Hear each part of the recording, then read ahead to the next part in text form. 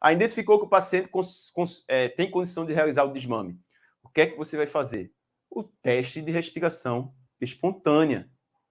Você vai avaliar o teste de respiração espontânea. Aí eu tenho que fazer os índices preditores de desmame para fazer o TRE? Não! Você não precisa avaliar a PI máxima antes para fazer o teste de respiração espontânea. Você não precisa avaliar o índice de respiração rápida superficial antes para fazer o teste de respiração espontânea. Você pode até avaliar e pode até comparar, fazendo antes e depois, para ver se teve alteração. Mas não está na literatura como um dos pontos principais.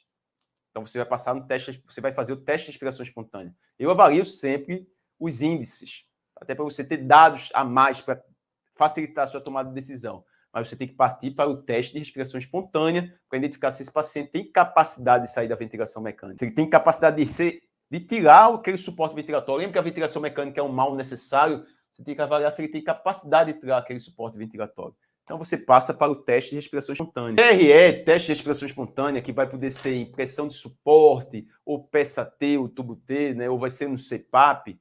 Você vai avaliar se o paciente tem capacidade de manter a ventilação.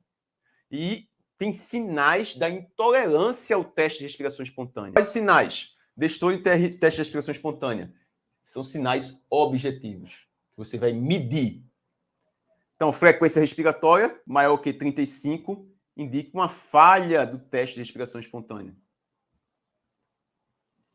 Então, se você deixou o paciente em teste de respiração espontânea e está apresentando a frequência de 35, ele falhou no TRE.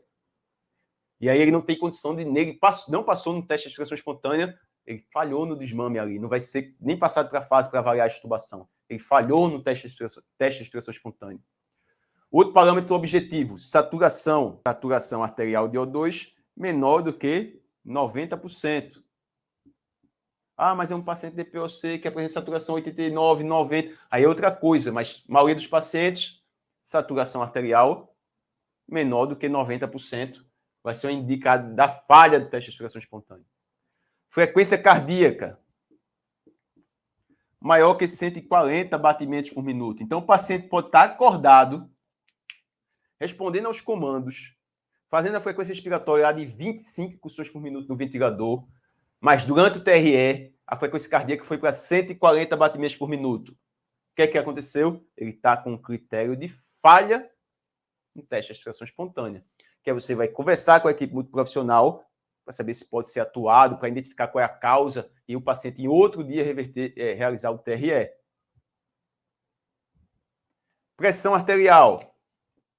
Pressão arterial sistólica maior que 180 é um critério de falha no teste de respiração espontânea. Eu ia botar IO, não tem como ser IO, né? Ou menor que 90 milímetros de mercúrio. Então, a pressão arterial sistólica maior que 180 ou menor que 90 é uma falha.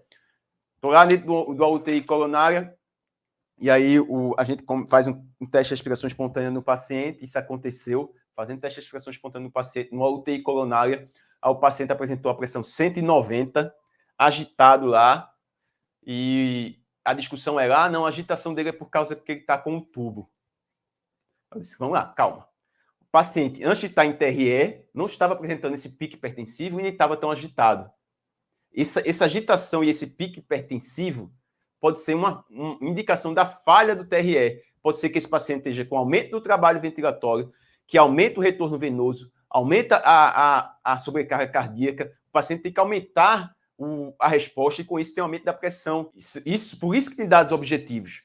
Veja, se você estuda um paciente que parece que passou no TRE, mas não passou, a culpa é sua, porque você avaliou o dado objetivo, viu que o paciente apresentou um pico hipertensivo e não se posicionou para dizer, ó, esse paciente falhou no TRE, a gente tem que ver o que é que está causando esse pico hipertensivo, o que é que está acontecendo para progredir o desmame desse paciente.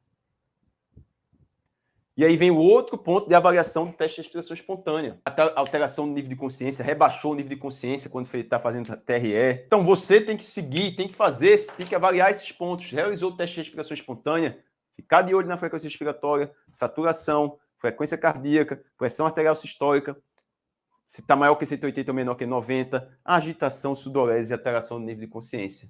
Você está lá, deixou o paciente teste de respiração espontânea, tem que ficar de olho nisso. Ele apresentou esses parâmetros, ele falhou no TRE. Ah, é um parâmetro só que está apresentando, aí vai depender do caso concreto, pode ser algo diferente. Mas essa discussão vai acontecer muito. A agitação é por causa do tubo. É por causa do tubo ou porque ele está com aumento da demanda quando você reduzir o suporte ventilatório e aí ele precisa de mais ter um maior esforço e está ficando agitado.